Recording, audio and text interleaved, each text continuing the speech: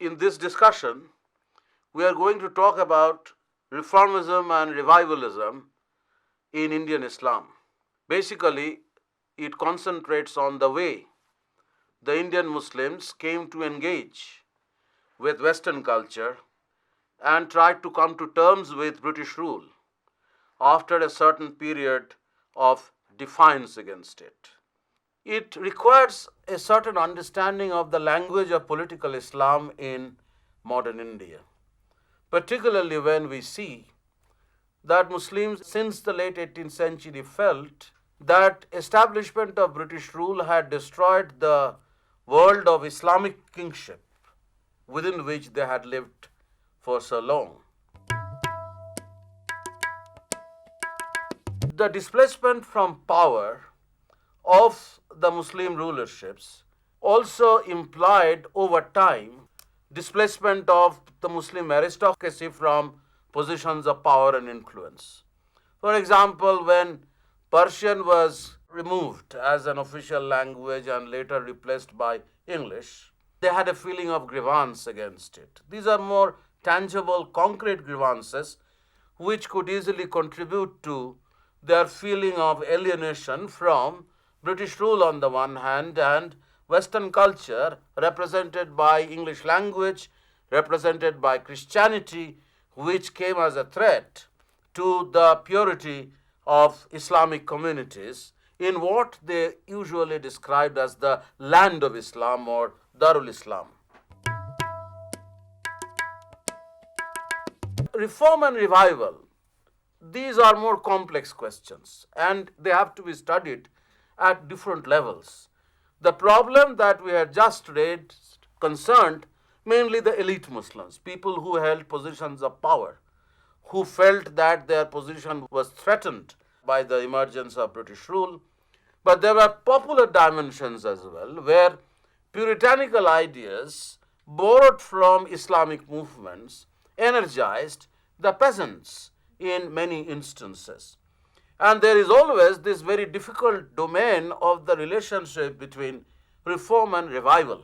Sir, Yes? what was the nature of the relationship between religious reform and revivalism in Indian Islam? In Indian context where Islam actually came to be implanted in a polytheistic culture, this problem was always very acute. You are all familiar with the Bengal countryside where, popular Islam did not entirely reject idolatrous practices. You have practices like worship of the Sufi saints, the worship of the peers, something that you also see in the rural areas of the Punjab and Sindh. So the reformists would actually insist on purging of these idolatrous practices from popular religious practice. So when we talk about reformism, we talk about two different dimensions of reformism. At one level was the initiative of reform which would purge Islam of the corrupting practices which had crept into Islamic religious practice through its relationship or through its interaction with polytheistic culture, whether in Bengal or in other parts of India where such interaction had taken place. The person who would be keen to remove these practices and to make the practice of Islam more consistent with the texts, with the fundamental religious precepts, would be a reformist. But there would be reformers who would actually go a step forward to move beyond this limited sphere by accepting modernism. So that is where you see two different dimensions of reform. One is reform of the religious practice in line with the theological precepts of the religion, and the other actually takes you to a very different world where the Muslim elites in India, supported by some Islamic scholars, would be trying to come to terms with modernity by accepting features of modernism.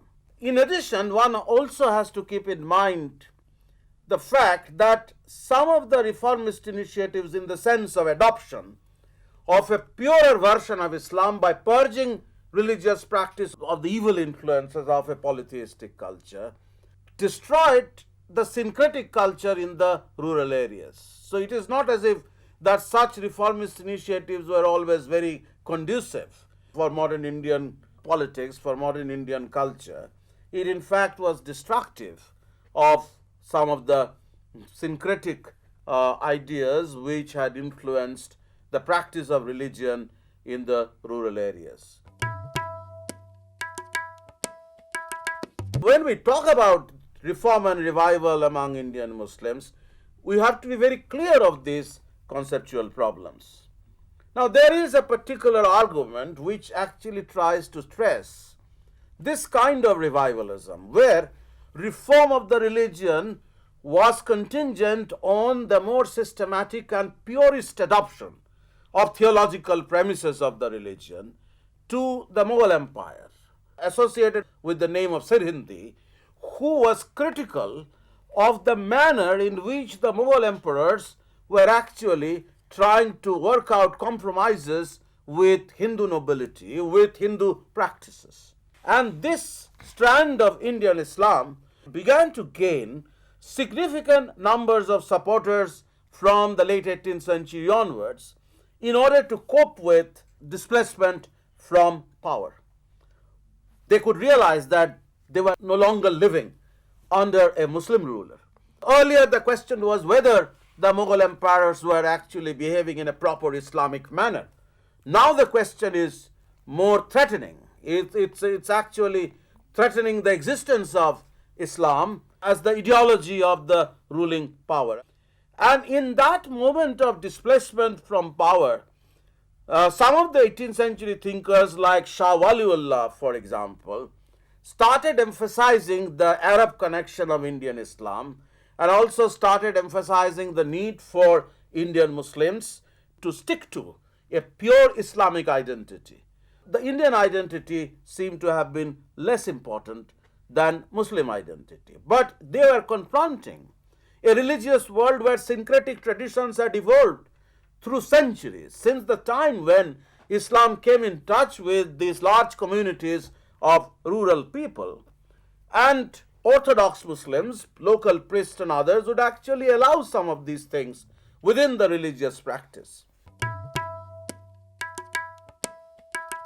It was important for some of these thinkers to challenge the existing religious leadership by claiming the right to interpret religion in order to reform it, and such right to interpret religion freely involved a certain kind of confrontation with orthodoxy. Orthodoxy actually emphasizes the need for the people to follow the regular practices. They are not bothered about whether these practices actually conform to the theological precepts of Islam. They accept this practice because they are actually required to act as guardians of such communities. But the right to interpret religion in a new fashion, to make it more consistent with the theological foundations of the religion as they actually feature in some of the ancient texts, is called ijtihad. So this is the freedom of interpretation. Sir, Yes? what was the long-term implication of ijtihad in modern Islamic movements in India? In the first instance, when Shah Waliullah, in order to achieve a purer form of Islam in India at a time when its existence was apparently threatened by foreign rule, by Christian rule, ijtihad actually enabled men to think of strengthening Islam with a certain kind of puritanism which they found was lacking in Indian Islam.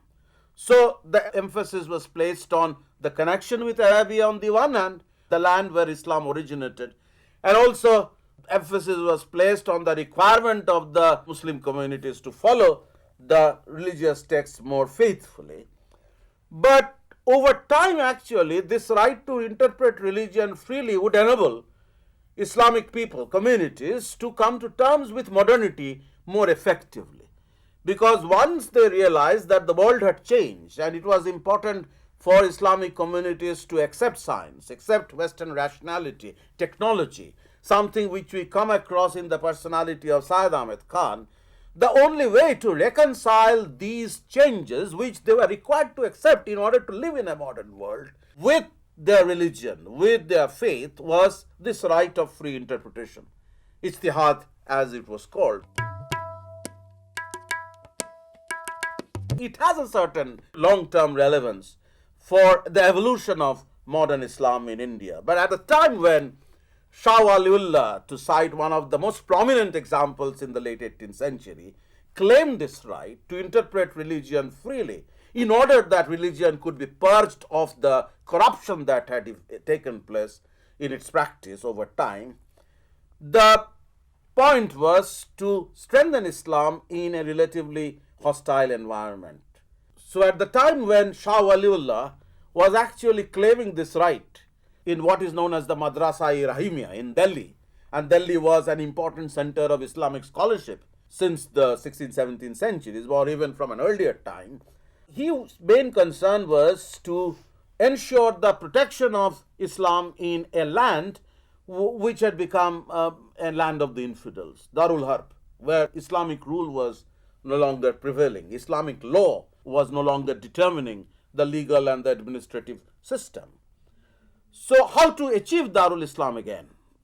And Shah Waliullah was a scholar fundamentally who felt the need for the restoration of the purity of Islam. But some of his followers, like for example Syed Ahmed Khan, known as the Syed Ahmed of Bareilly, made a transition from this right of interpretation of Islam freely in order to make it more purer to jihad. We know the life of Syed Ahmed of Bareilly. He was the progenitor of this movement called Tariqa-e-Muhammadiyya. And the connection between the right of interpretation, ijtihad, and Tariqa-e-Muhammadiyya is very clear, because Tariqa-e-Muhammadiyya implied a reassessment of orthodoxy, existing practice, in terms of the proper knowledge of Islam. The intention is very clear, that there are errors which had in the meanwhile crept into Islamic religious practice. It is important to purge them, and Abdul Aziz, the son of Waliullah, issued apparently the fatwa that every Muslim in India was required to pursue this purer form of Islam in order to bring back the Darul Islam in this country. Syed Ahmed of Bareilly's innovation was the jihad. That is the point of distinction between the master and the disciple. It is said that Waliullah expected that people from the northwestern provinces would intervene in India to restore Darul Islam. Bareilly actually organized a number of resistance movements in the northwestern provinces, but ultimately these resistance movements didn't succeed. In 1831 he died. The movement began to falter. Some of his followers who were located in Patna, Vilayat Ali and Inayat Ali, tried to continue with this tradition, but this tradition ultimately petered out. Tariqa-e-Muhammadiyya, however, managed to create certain long-term trends. One of these was the more scholarly trend. Once the more assertive jihadi kind of movement that Syed Ahmed Bareilly actually organized petered out, the concentration was once again in Delhi on the legacy of Abdul Aziz and others. So we have a movement called Ali Hadith. It was more puritanical. The leadership came from a man called Syed Nazir, who rejected Sufism, who rejected all these forms of peer worship and others, insisted on perfect conformity with the text, some kind of a fundamentalist position on religious practice. And this kind of fundamentalism was as much critical of the kind of corruption which came as a consequence of the interaction with polytheism, but also extremely critical of the orthodoxy. Apart from this scholarly enterprise that we come across in Ali Hadith movement in Delhi, in the hands of theologians, we see a popular dimension of this movement in the countryside also, particularly in Bengal. You are all aware of the Farizis. The name actually is derived from the idea that every Muslim has the obligation or the farz to follow the religious precepts faithfully. And once again, Bengal was a fertile ground for such theologians to come up with their criticism of popular religious practice. Peer system was one of the main targets of their attack. The leadership of the movement came from a man called Haji Shariatullah, who went to Makkah. He studied in the Al-Azhar University in Cairo, imbibed these fundamentalist, purist, puritanical ideas. But apart from that, Hardy also describes them as Islamic lollards. Sir, Yes? what is exactly meant by the term Islamic lollardy? The point is that apart from the insistence on Puritanism that you come across as much in Tariqa in Muhammadiyah and its local version in the movement of Haji Shariatullah, this movement managed to spread its influence among the peasants. When the leaders actually asked the peasants not to pay fees for the Durga Puja festival, say for example, not to pay any illegal taxes to the Hindu landowners. They came up with a certain emancipatory message by way of asking them to avoid paying the rent and other demands to the landowners under the more radical leadership of Shariatullah's son Dudu Miah. Dudu Miah actually radicalized the entire movement by mobilizing opinion in favor of non-payment of taxes to the landlords. This is Islamic lollardy, and lollardy, as you know, was a movement which was powerful and influential among the peasant class communities in England before the Reformation. So when these movements became blended with a certain kind of agrarian content, it becomes a kind of a popular movement among the peasantry. But as I was saying, that they did not survive for long. In the later half of the 19th century, the purification movement under the leadership of people like Karamat Ali, for example, accepted British rule but insisted on purification of Islam.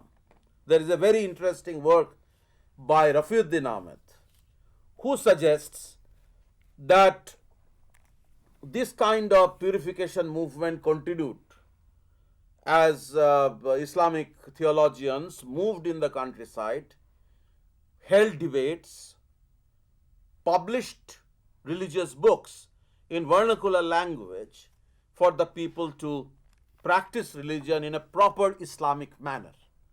These texts were called Nasihatnamas in Bengal. These were written in a kind of a new Islamic Bengali for the consumption of the co-religionists.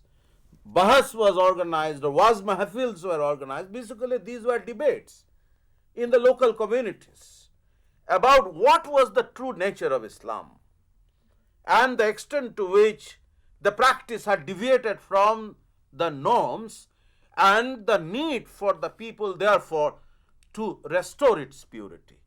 So the purification movement continued, even though kind of jihadism that we see in the early part of the 19th century had petered out.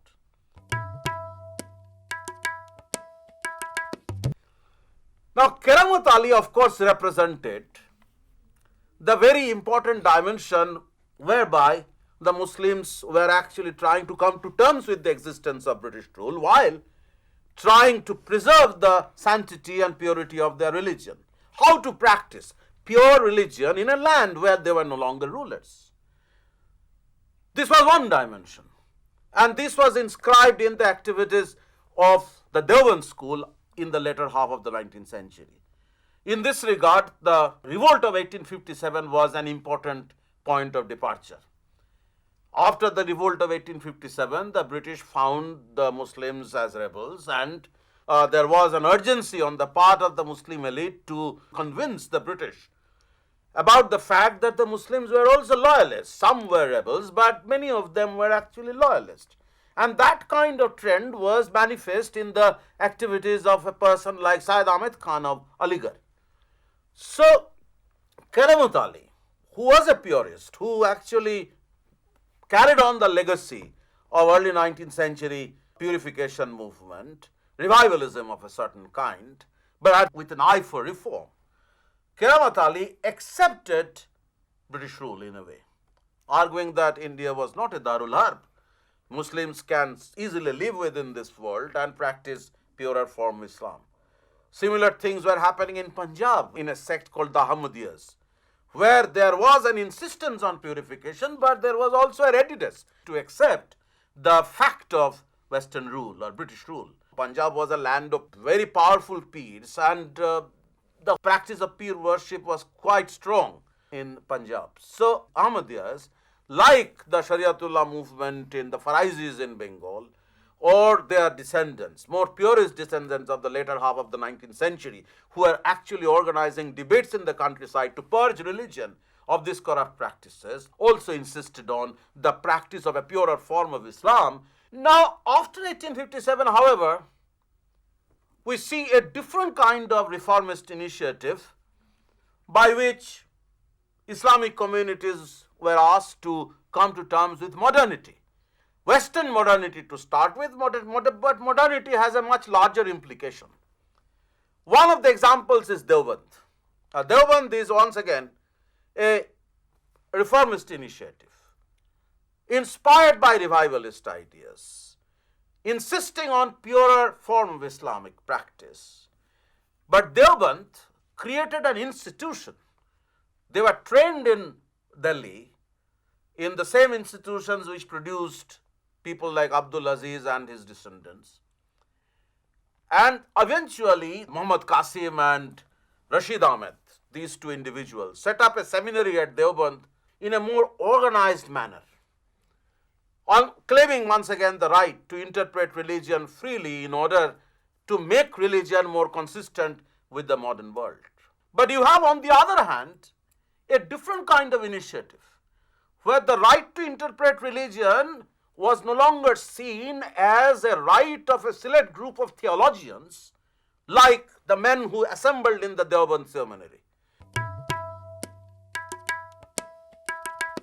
The Deobandis believed that only the theologians were actually entitled to interpret religion in their own way. Others were excluded from this. But you have the need for the people to recognize that in order to come to terms with modernity, Ijtihad would not remain a privilege of a small minority of theologians assembling in religious seminaries or educational institutions, but it's a right which was to be exercised by others also in order to be able to come to terms with modernity, accept modernity. So, what was the distinction between the Deobandis and the Aligarh school? I was saying a little while ago that the Deobandis believed that the right to interpret religion is a privilege of the theologians.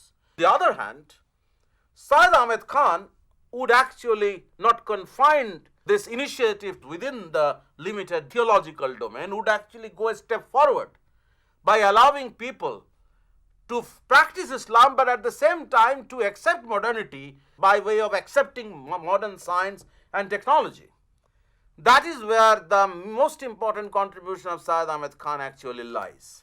Syed Ahmed Khan wanted to see Islam becoming a modern force, where Islamic communities would continue to adhere to the very basic precepts of Islam, but at the same time would be ready to get out of their grooves and accept modernity by responding creatively to the West, by responding creatively to science and technology which came from the West. So he conducted discussions all over India, particularly he came to Calcutta. He found a man with similar views in Syed Amir Ali in Calcutta. He lectured on the need for the Islamic communities to accept science, to adopt modern science.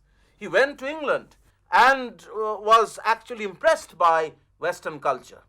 So it is in this context that you see a creative engagement among Islamic scholars with the West. And in the later half of the 19th century, there was an urgency for men like Syed Ahmed Khan to engage in this kind of a discourse, to enter into this kind of an engagement with the West, because the position of the Muslim aristocracy in northern India was increasingly threatened by the upwardly mobile Hindu trading classes who had forged links with local Hindu potentates. There was a movement for Nagari. The Arya mobilization in North India was becoming strong. So there was an additional urgency for men like Syed Ahmed Khan to adopt an appropriate strategy whereby Islamic communities would be able to acquire enough strength to compete with this Hindu elite. But 1875 is an important date because in that year, the Aligarh College was established as an institution which precisely tried to work out some of Syed Ahmed's ideas. He gathered around him a group of committed followers, and Aligarh College became the harbingers of modernity in Islam in India.